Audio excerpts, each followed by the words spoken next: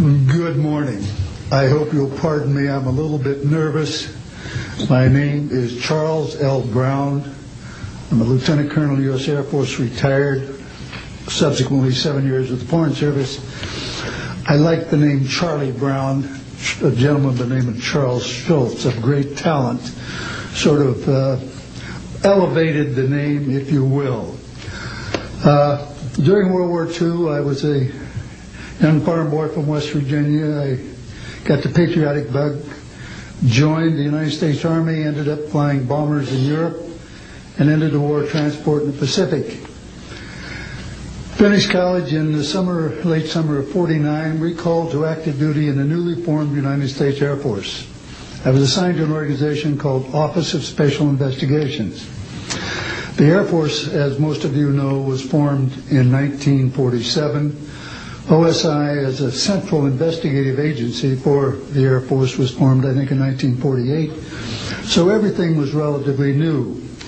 Needless to say, starting in '47, UFOs were rather new. The Air Force Air Technical Intelligence Center was at Wright-Patterson Air Force Base, and I had my office in a building adjacent to it. And our organization was the worldwide investigative agency for the Air Force for any unidentified flying objects. This lasted for about 2 years. The project name was known as Project Grudge. It was the predecessor to a project known as Blue Book, which Ed Ruppelt headed. During my experience with it, I would collect the data I didn't collect it, it was sent into my office. I analyzed it.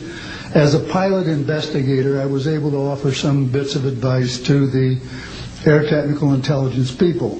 Now, you might visualize a massive office, but as I recall, we had a first lieutenant, a secretary, and a technical sergeant. That was the essence of Project Blue Book when it started, or Project Grudge. Blue Book, and expanded somewhat. During the review as an analyst of these various documentary reports, if you will, or documents, I became clearly convinced that there was substance to what was being reported, in that we had ground visual, ground radar, airborne visual, and airborne radar confirmation of some of these sightings. The individuals who made the sightings were everything from airline pilots, military pilots, police officers, some of the people that your lives depend upon on a daily basis. These are very reputable and credible people. I hope that the testimony here from very credible people will convince you of that and will further Steve Greer's disclosure project, in that pressure needs to be brought to bring this to the attention not only of the Americans, but of people all over the planet. These vehicles have been seen and confirmed all over the planet. I am willing to sign a sworn statement or testify to my judgment and to what I have observed. Such things do exist. Please believe me. Please believe those who follow me. Thank you.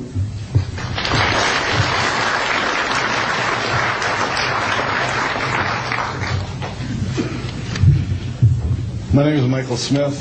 I was in the Air Force, a sergeant, from 1967 to 1973. I was aircraft control and warning operator.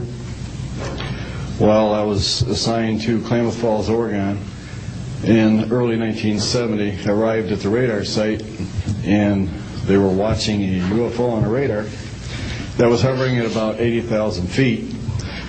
It sat there for about 10 minutes and then slowly descended until it dropped off the radar. It was gone for about 5-10 minutes, and then instantly reappeared at 80,000 feet, stationary. The next sweep of the radar, it was 200 miles away, stationary. And it hovered there for about 10 minutes and redid the whole cycle twice more. When I found out what you normally do when you see a UFO, I was told that you notify NORAD, you don't necessarily write anything down, and you keep it to yourself. It's a need-to-know basis only. And NORAD one night called me about later in the year to let me know as a heads up that there was a UFO coming up the California coastline. I asked them what I should do about this. They said, nothing, don't write it down, it's just a heads up. And then late 1972, while stationed at the 753rd Radar Squadron in Sault Ste. Marie, Michigan, I received a couple panicky calls from police officers who were chasing 3 UFOs from Mackinac Bridge up I-75. So I immediately checked the radar, confirmed that they were there, called NORAD, and they were concerned because they had 2 inbound B-52s going to Kinslow Air Force Base. So they diverted them because they didn't want any proximity of the 2. And that night I answered many calls from the police department, sheriff's department and stuff. And my standard response was that there was nothing on radar. And I will testify to this under oath to a congressional hearing.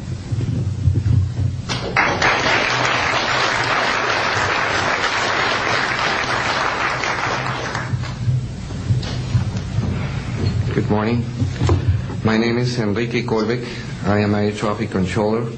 I'm sorry for my English. I'm so scared. I'm not accustomed to talk in front of a lot of people.